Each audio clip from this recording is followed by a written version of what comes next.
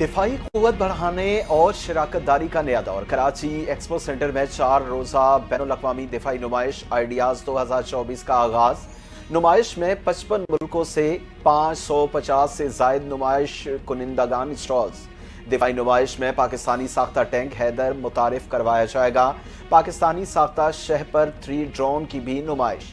DG Rangers Sindh Mohammad Shamraiz Expo Centre में मुख्तलिफ stalls का दौरा करेंगे। शहरियों के लिए तीनों मुसल्लह अफवाज के पेशा वराना तरबियत का कराची शो 21 नवंबर को पेश किया जाएगा।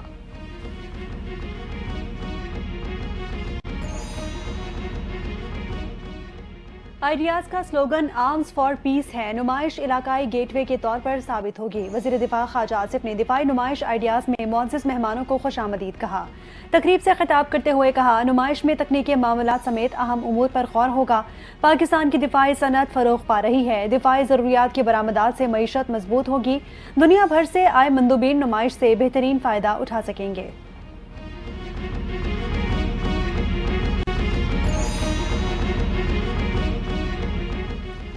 हर माह कॉल तब्दील होती रहेगी। अब 24 नवंबर को आखिरी कॉल मिली है। ये सारे ड्रामेबाजी है। बानी पीटीआई की रिहाई के लिए ये ड्रामेबाजी की जा रही है। पीटीआई के साबिक रुकन सेनेटर फैसल वार्डा का दावा। इस्लामाबाद में प्रेस कॉन्फ्रेंस करते हुए कहा कि 24 नवंबर वाला ड्रामा पानी का बुलबुला बनने जा रहा है। जो लीडर मकबूल होता है उसके करीबी लोग फायदा उठाते हैं। ख्वाहिश है बानी पीटीआई के जेल में रहने का कोई फायदा ना उठाए।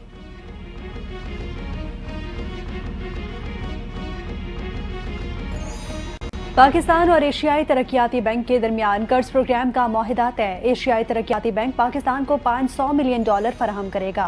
रकम मौसमियाती तब्दीली और कुदरती आफात से निपटने के लिए इस्तेमाल होगी। तर्जुमान वजारत इक्तिसादी उमूर के मुताबिक मुआहिदे पर सेक्रेटरी इक्तिसादी उमूर काजिम न्यास ने दस्तखत किए। एशियाई तरक्याती बैंक की जानिब से कंट्री डायरेक्टर ने दस्तखत किए।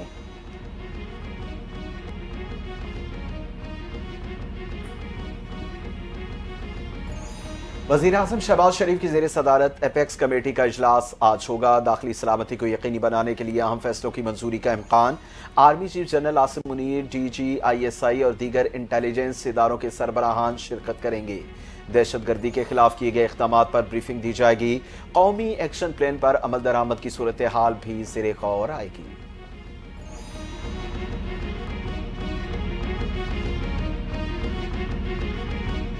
मुल्क की तारीख के पहले chief minister dialysis programme card की मंजूरी। डायलिसिस के इलाज के लिए फंड्स 10 लाख तक बढ़ा दिए गए।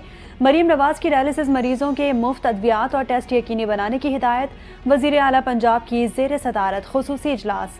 पंजाब हेल्थ केयर कमीशन को सूबे में डायलिसिस सेंटर्स की कड़ी मॉनिटरिंग का हुक्म। मुल्तान में डायलिसिस मरीजों में एड्स फैलने के वाकयात पर सख्त बरहमी का इजहार। 24 घंटे में रिपोर्ट तलब। कहा कि डायलिसिस मरीजों में एड्स फैलना अफसोसनाक ही नहीं शर्मनाक भी है।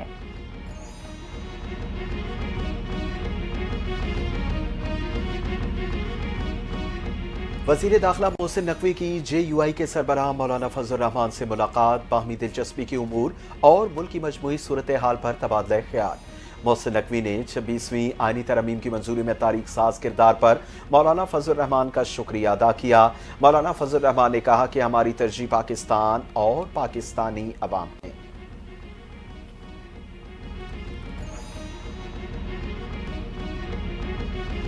आइंदा चंद माह में बिजली की कीमतें कम होंगी। वफाकी वज़ीर तवानाई अवैस लगारी ने खुशखबरी सुना दी। बोले कि हमने इस्लाहाती प्रोग्राम का आगाज किया। ट्रांसमिशन लाइन की खराबियों को दूर किया। जहां बिजली चोरी होगी वहां लोड शेडिंग होगी। ओवर बिलिंग में बड़ी हद तक कमी आई है। वफाकी वज़ीर ने कहा कि कैपेसिटी चार्जेस के बगैर कर्जे कम नहीं होंगे। मुल्क की मईशत में बेहतरी आ रही है।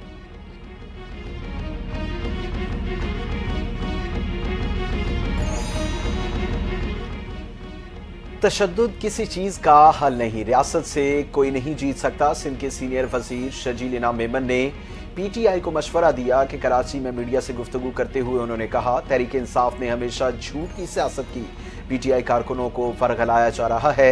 PTI मुल्क में अनारकी चाहती है। इस टोले का मकसद यही है कि किसी न किसी तरह मुल्क को गैर मुस्तहकम किया जाए।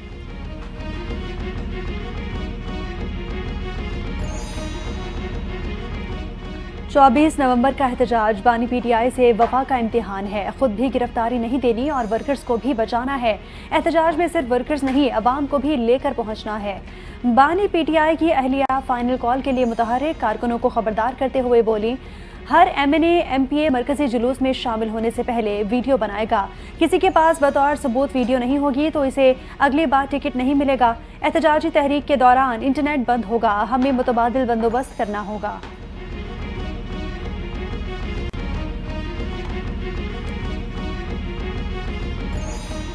पीटीआई को इस्लामाबाद में फसाद की इजाजत नहीं देगी। पीटीआई की सियासत फसाद की सियासत है। किसी रियासत में रियासत के खिलाफ जहाद के नारे लगते हैं। वज़ीर इत्तलात पंजाब अज़मा बुखारी तहरीक इंसाफ पर बरस पड़ी, बोली कि हमें कोई परेशानी नहीं। अगर इनको एतमाद हो कि लोग खुद निकलेंगे तो ये वीडियो बनाकर देने की बात ना करते। इन्हें मालूम ही नहीं कि सियासत किसे कहते हैं और पुरअमन एहतजाज क्या होता है।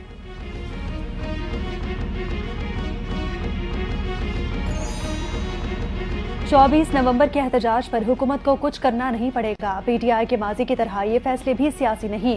हर फाइनल कॉल के बाद एक और कॉल आती है। मुस्लिम लीग नून के रहनुमा तलाल चौधरी की तहरीक इंसाफ पर तनकीद, कहा कि बुशरा बीबी जो फैसले कर रही हैं उससे तहरीक की कामयाबी नामुमकिन है। अरकान को जो अहदाफ दिए गए वो मुमकिन ही नहीं।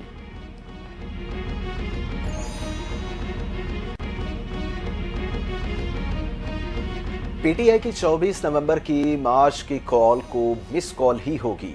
गवर्नर सिंध कामरान डिसोरी कहते हैं कि मुल्क का तहफ़्फ़ुज़ और मुआशी निज़ाम मजबूत हाथों में है। बड़ी बड़कें मारी जा रही हैं लेकिन एहतजाज की कॉल मिस कॉल ही रहेगी। पीटीआई कारकुनान अपनी तवानाई 3 साल के लिए संभाल कर रखें।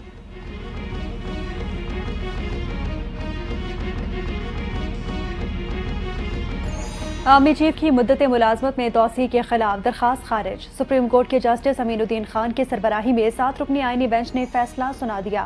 आईनी बेंच ने अदम पैरवी पर दरखास्त खारिज की। रजिस्ट्रार ऑफिस की दरखास्त पर नाकाबिल समात के एतराज़ात बरकरार।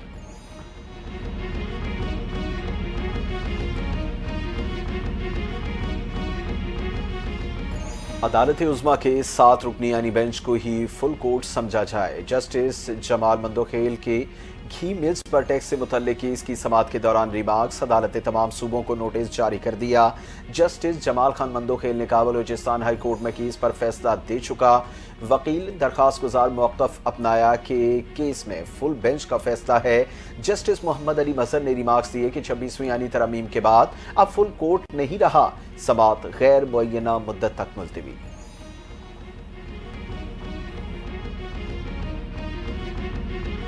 कराची और इस्लामाबाद में दफा 144 नाफिज। कराची में 7 रोज के लिए दफा 144 नाफिज कर दी गई। 5 से ज्यादा अफराद के इज्तिमा पर पाबंदी आयद। दिफाई नुमाइश के बायस 24 नवंबर तक एहतजाज या धरने की इजाजत नहीं होगी। इस्लामाबाद में भी दफा 144 का निफाज हो गया। किसी भी किस्म के मजहबी सियासी इज्तिमा पर पाबंदी आयद।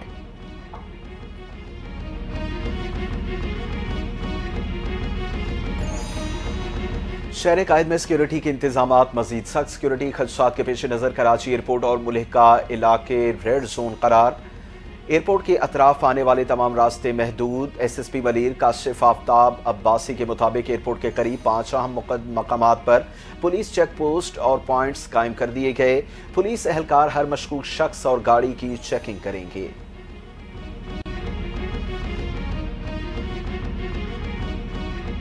लाहौर और कराची का फ़ज़ाई मयार इंतहाई मुज़र से है। लाहौर दुनिया का दूसरा और कराची 5वां आलूदा तरीन शहर बन गया। लाहौर का एयर क्वालिटी इंडेक्स 280, कराची का 203 रिकॉर्ड किया गया। पंजाब के बाद शहरों में स्मॉग की सूरत हाल में बेहतरी। लाहौर और मुल्तान डिवीजन के सिवा तमाम अजला में तालीमी इदारे खुल गए। रेस्टोरेंट्स को रात 10 बजे तक खुला रखने की इजाज़त।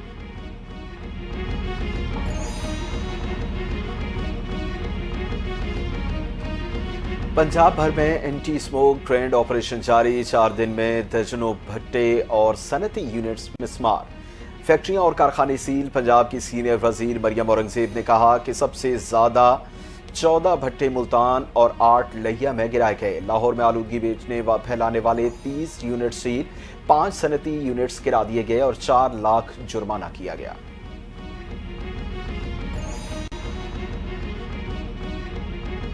मेयर कराची बैरिस्टर मुर्तज़ा वहाब की मेट्रोपॉलिटन यूनिवर्सिटी आवद। Vice chancellor professor Wasim Kazi, registrar Mahmood Khan और असातिज़ा ने इस्तकबाल किया। मुर्तज़ा वहाब ने 50 तलबा में स्कॉलरशिप तकसीम की। मेयर कराची मुर्तज़ा वहाब ने कहा, पीपल्स पार्टी ने अपना वादा पूरा करके कॉलेज को यूनिवर्सिटी का दर्जा दिया। बासलाहियत तलबा की हौसला अफजाई जारी रखेंगे।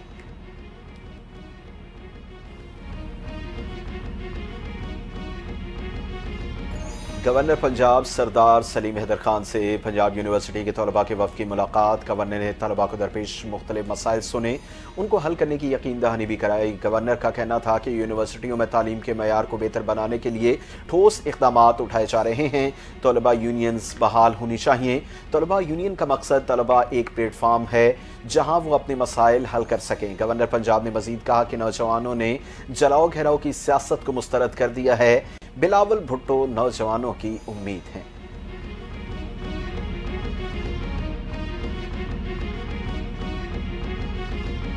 पाकिस्तान स्टॉक एक्सचेंज में कारोबार का मस्बत आगाज। पाकिस्तान स्टॉक एक्सचेंज के 100 इंडेक्स में 359 पॉइंट्स का इजाफा। 100 इंडेक्स 95,354 की नई बुलंद तरीन सतह पर पहुंच गया। इंडेक्स ने आज कारोबार के दौरान नई बुलंद तरीन सतह 95,498 बनाई।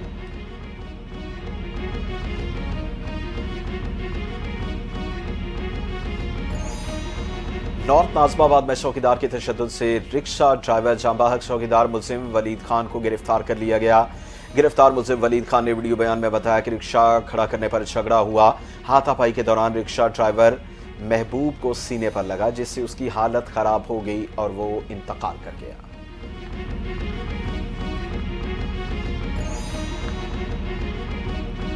शाहिद असलम कौमी टीम के नए बैटिंग कोच मुकर्रर। शाहिद असलम बैटिंग कोच की हैसियत से जिम्बाब्वे और जनूबी अफ्रीका जाएंगे।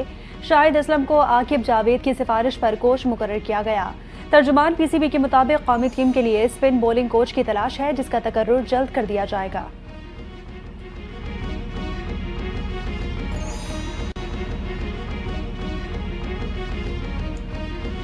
दौरे जनूबी अफ्रीका के लिए कौमी क्रिकेट टीम का ऐलान आइंदा हफ्ते किए जाने का इम्कान। कौमी स्क्वाड में रद्दोबदल का इम्कान। वाइट बॉल सीरीज के लिए फ़खर जमान, T20 सीरीज के लिए साइम अयूब की स्क्वाड में वापसी का इम्कान।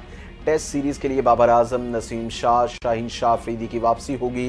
कौमी टीम 10 दिसंबर से 7 जनवरी तक जनूबी अफ्रीका में 3 वनडे, 3 T20 और 2 टेस्ट मैचेस पर मुश्तमिल सीरीज खेलेगी।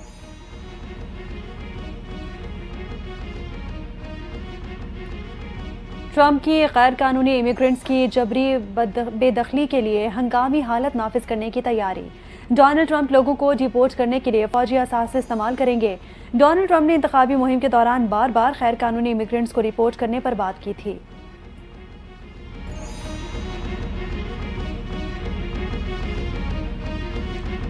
लेबनान से इजरायली शहर तेल अवीव के नवा में मिसाइल हमला, 4 अफराद जख्मी। वस्ती इसराइल में हमलों के सायरन बज गए। इसराइली मीडिया के मुताबिक वस्ती तेल अवीव में मिसाइल गिरने से आग लगी, जबकि लेबनान से फायर किए गए मिसाइल तबाह कर दिए गए। अक़वाम मुत्तहिदा की रिलीफ एजेंसी उनरवा के मुताबिक ग़ज़ाई सामान भरे 109 ट्रक लूट लिए गए।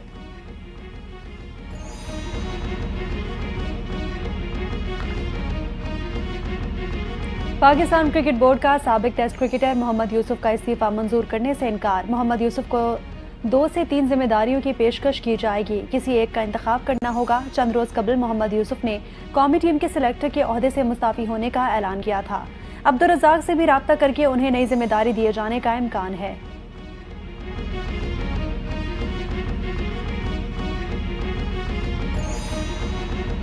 और कौमी विमेन वनडे टूर्नामेंट के दीगर मैचेस मनसूख। कराची के मकामी होटल में आग लगने के बाद टूर्नामेंट को मुख्तसर कर दिया गया।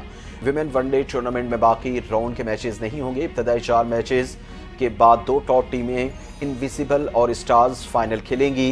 पीसीबी एलामिया के मुताबिक फाइनल की तारीख और वेन्यू का फैसला बाद में किया जाएगा।